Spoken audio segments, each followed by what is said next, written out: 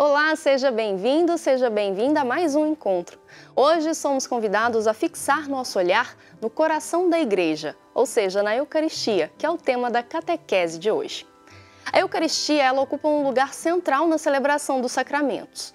Todos os sacramentos estão voltados para ela e encontram nela fonte e o seu ponto culminante.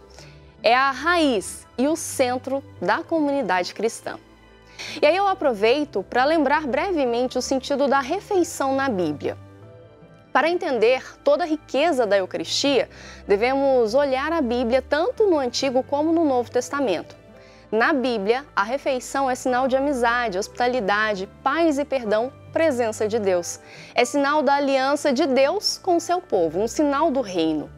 Toda refeição tem algo de sagrado. Mas qual que é o sentido das refeições para Jesus? Nos evangelhos percebemos que também para Jesus a refeição é algo muito importante. Para ele, cada refeição é a celebração da vinda do reino, da alegria que está por vir. Até depois da ressurreição, Jesus se faz conhecer através de refeições. Jesus toma a refeição com os pecadores, causando grande escândalo aos judeus. Mas ele faz questão de fazer isso para mostrar que o reino de Deus, do qual a refeição é o símbolo, é também para os pecadores. A Eucaristia também é um sinal do reino. É o banquete que antecipa a alegria do reino, a união, a paz com Deus e com os irmãos, a fraternidade e a partilha. Já no Antigo Testamento, pão e vinho eram símbolos do reino de Deus. Jesus toma esses símbolos para celebrar sua refeição conosco. No Evangelho de João, Jesus diz que ele mesmo é o pão da vida. O evangelista quer dizer também que é necessário assimilar Cristo em nossa vida, fazer o seu programa de vida, doação ao Pai, aos irmãos, morrer com Cristo para poder ressuscitar com Ele. Mas aí eu pergunto, qual que é o sentido da última refeição de Jesus? No meio de tantas refeições, a última refeição do Senhor toma um lugar todo especial. É a refeição da despedida e, ao mesmo tempo, a sua ordem. Façam isso em memória de mim. Conforme os evangelhos, a última ceia foi uma ceia pascal. Todos os anos, os judeus celebravam sua libertação da escravidão do Egito na festa da Páscoa. Naquela festa, preparava-se uma refeição, acompanhada de cantos, orações e leituras. Era uma ação de graças, um ato de louvor a Deus pelos benefícios recebidos, especialmente a libertação da escravidão. Comemorava-se também a aliança concluída no Monte Sinai, quando Deus deu a lei ao seu povo. A ceia pascal seguia as prescrições como estão no livro do Êxodo na Bíblia. Fazia parte do ritual a explicação que o pai dava aos presentes sobre o sentido da ceia. Ele devia explicar também o sentido do cordeiro, das ervas amargas e do pão ázimo, que é um pão sem fermento. O cordeiro lembrava a libertação do Egito, ocasião em que Deus poupou as casas cujos umbrais tinham sido aspergidos com o sangue do cordeiro pascal. As ervas amargas lembravam a amargura da escravidão. E o pão ázimo, a pressa com que o povo saíra do Egito, não tendo tempo nem de esperar o pão fermentar. Assim como o pai explicava tais simbolismos, também Jesus, naquela ceia pascal, a sua última, explicou um novo sentido do pão e do vinho. Depois de tomar o pão em suas mãos e pronunciar a bênção, Jesus repartiu o pão e deu uma parte a cada um dos discípulos, dizendo: "Isto é o meu corpo que é dado por vocês." Na língua dos judeus, corpo significa a pessoa toda. Jesus quis dizer então: "Sou eu que vou ser crucificado por vocês." No final da ceia, tomou o vinho e explicou o sentido. "Este vinho é o sangue da nova e eterna aliança que será derramado por vocês." Assim como o sangue do Cordeiro libertou os israelitas da escravidão, o sangue de Jesus libertará da escravidão do pecado. Assim como o sangue dos animais oferecidos a Deus selava a aliança no Monte Sinai, o sangue de Cristo selará a nova aliança concluída na cruz. E como que eram as refeições lá nas primeiras comunidades? As primeiras comunidades cristãs Elas se reuniam frequentemente para partir o pão, especialmente aos domingos. Elas repetiam os gestos de Jesus e celebravam assim a morte do Senhor ressuscitado. Na Bíblia, celebrar sempre quer dizer trazer o passado para o presente. Cada ceia pascal não somente lembrava a libertação, mas trazia essa libertação para a atualidade.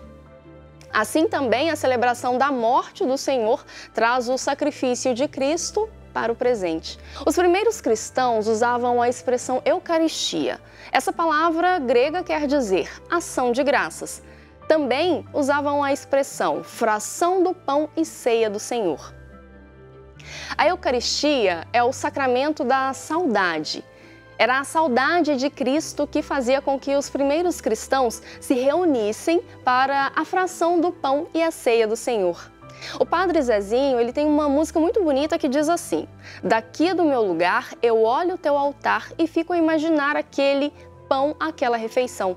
Partiste aquele pão e o deste aos teus irmãos. Criaste a religião do pão do céu, do pão que vem do céu. Somos a igreja do pão repartido e do abraço e da paz. Resumindo então até aqui, podemos dizer que a Eucaristia é um ato de louvor e de agradecimento ao Pai pelos benefícios recebidos em Cristo, a comemoração, recordação eficaz do sacrifício da nova aliança e a celebração da presença do Senhor ressuscitado no meio da sua comunidade, além de ser o sinal do reino que deve ser anunciado e construído por nós. Para o Papa Francisco, a Eucaristia é o coração palpitante da Igreja, a única matéria nessa terra que tem verdadeiramente sabor de eternidade. Abre aspas. É o pão do futuro, que já agora nos faz saborear um futuro infinitamente maior do que as mais risonhas expectativas. É o pão que sacia os nossos maiores anseios e nutre os nossos mais belos sonhos. É a antecipação concreta daquilo que nos será cedido, o paraíso. Fecha aspas. É importante que a gente se lembre do porquê que os cristãos precisam ir à missa. A Eucaristia é um acontecimento maravilhoso no qual Jesus Cristo, nossa vida, se faz presente. A missa é a celebração da Eucaristia. Participar na missa é viver outra vez a paixão e a morte redentora do Senhor.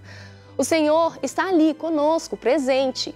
Muitas vezes nós vamos à missa, olhamos para as coisas, falamos entre nós, enquanto o sacerdote celebra a Eucaristia e não celebramos ao lado dele. Na missa, face a Páscoa. Nós, na missa, estamos com Jesus, morto e ressuscitado, e Ele arrasta-nos em frente para a vida plena e feliz. Na missa, unimos-nos a Ele. Nós, cristãos, vamos à missa aos domingos para encontrar o Senhor ressuscitado, ou melhor, para nos deixarmos encontrar por Ele, ouvir a Sua palavra, alimentar-nos à Sua mesa e assim tornar-nos igreja, isto é, seu corpo místico vivo no mundo. Mas como que a gente pode responder a quem diz que não é preciso ir à missa? Não quer ir à celebração da Eucaristia, nem sequer aos domingos, porque o importante é viver bem, amar ao próximo. É verdade, a qualidade da vida cristã se mede pela capacidade de amar. Mas não vamos à missa para oferecer algo a Deus, mas para receber dele aquilo que de verdadeiramente temos necessidade.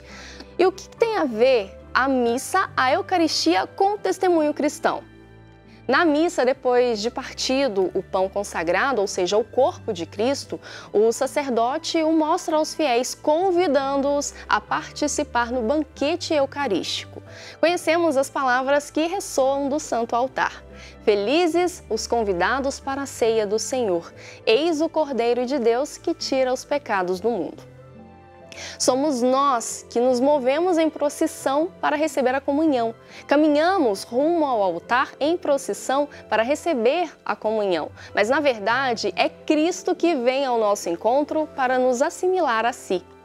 Ali há um encontro com Jesus. Nutrir-se da Eucaristia significa deixar-se transformar naquilo que recebemos.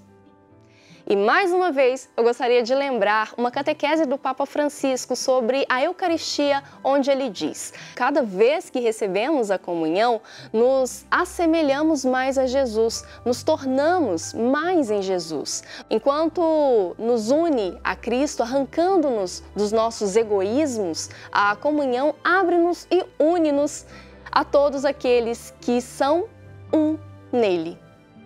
Eis o prodígio da comunhão: tornarmos-nos aquilo que recebemos. Saímos da igreja para ir em paz, levar a bênção de Deus às atividades diárias, aos nossos lares, aos ambientes de trabalho, às ocupações da cidadania terrena, glorificando o Senhor com a nossa vida. Não devemos esquecer que celebramos a Eucaristia para aprender a tornar-nos homens e mulheres eucarísticos. Há um verso de uma canção de comunhão que nossas comunidades cantam que diz: o pão da vida, a comunhão, nos une a Cristo e aos irmãos e nos ensina a abrir as mãos para repartir o pão. Não é feliz quem não sabe dar, quem não aprende a lição do altar de abrir a mão e o coração para doar-se no próprio dar. Participar da celebração eucarística nos compromete a viver a partilha, a comunhão no cotidiano em nossa realidade, onde há uma imensa multidão de pessoas sem pão, sem o básico para viver. A frequência regular da celebração da Eucaristia renova, fortalece e aprofunda o vínculo com a comunidade cristã a qual pertencemos, pois a Eucaristia faz a Igreja unindo todos nós. Hoje aprofundamos alguns aspectos essenciais no sacramento da Eucaristia, mas tem muito mais. Desejamos que com essa catequese você passe a saborear ainda mais a Eucaristia e se torne em Eucaristia na vida de todo dia. Nosso encontro de hoje fica por aqui. Fiquem com Deus e uma excelente semana para você.